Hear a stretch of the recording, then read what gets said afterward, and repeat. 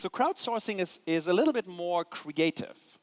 Crowdsourcing is this idea of saying, I have a problem, and instead of like setting it up as a single competition, I'm putting this problem out into the world and say, let's bring the creative juices of all of us together, and we co-create this problem. Anyone familiar with these guys, Doritos? Part of PepsiCo, the worst potato chip on the planet. Very, very tasty, very bad for your waistline. Tastes really great, it's a good product. So Doritos is a mass market consumer product. And if you know anything about mass market consumer products in the US, the biggest marketing bar none is the Super Bowl. And the way the Super Bowl works is very simple. You buy advertising time, which costs you millions of dollars. You go to the best advertising agency you possibly can find. They work on an incredibly clever idea, which costs you millions of dollars. They keep this super quiet because it's the big secret. And then on Super Bowl day, you air your Super Bowl ad. The Super Bowl is important out of two reasons. One, it's one of the most watched sports events in the world. Secondly, so a lot of people see your stuff. Secondly, the Super Bowl has a tradition of advertising. And the Super Bowl is a little bit like the Oscars in advertising. So there's a public vote. Which was the funniest, the coolest ad? And the funniest and coolest ad then gets, ranked, and the top 1 to 3 ads, they get aired over and over again for free because they get picked up by the media and people talk about it. So it's really important to get the Super Bowl right. What the guys from Doritos did was they thought differently. They said, how is it that we believe that the smartest people work at this particular agency? That doesn't make sense somehow. So we do this thing 10 years ago. They said, you know what? Let's crash the Super Bowl. Let's do this differently.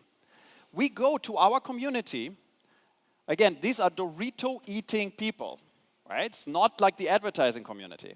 Dorito-eating people, and said, co-create with us. Create an advertisement for us for the Super Bowl. And of course, all their ad agency first said, like, this is stupid, don't do it, because they saw their money going away, of course. But also all the executives said, like, you're crazy. Like, how do you think that the world's like community, like people who eat Doritos have good ideas? What do you think about that? But the team prevailed. They said, like, well, let's try this. Let's crowdsource Dorito ads. They got 4,000 entries. 4,000 people, and this entry is not just like you needed to write a single line, like, oh, it would be funny if. You needed to write a full storyboard with visuals and everything. So they get 4,000 people to submit this. Now the question is, how do you figure out which one is the best one? So they said again, why don't we ask the community? Because they will know best. So they put all the ads on a video site and had people vote on them. Again, this is crazy. You keep your Super Bowl ad silent and secret. It's the big unveil. They were like, no, just like pick it. 4,000 ads. They spent $2.5 million total on this, which is about a fourth of what you normally spend on a Super Bowl ad, at least. They got 36 million US dollars in free publicity because everybody was like, this is crazy, it's amazing. So even if nothing would have happened, they would have had a massive success just by having free publicity. And yet, they won. That year, they knocked off Budweiser's 10 years running streak. Budweiser was winning the Super Bowl ad for 10 years in a row. And the reason for that is when you've ever seen a Budweiser ad, it has a horse and a dog in it. Of course it wins. So this ad won. They've since repeated this for the last 10 years, and every year, with the same effort, the same approach, they've come into the top 10, often into the top 3 of the spots in the Super Bowl. So that's the power of the crowd. Never underestimate the crowd.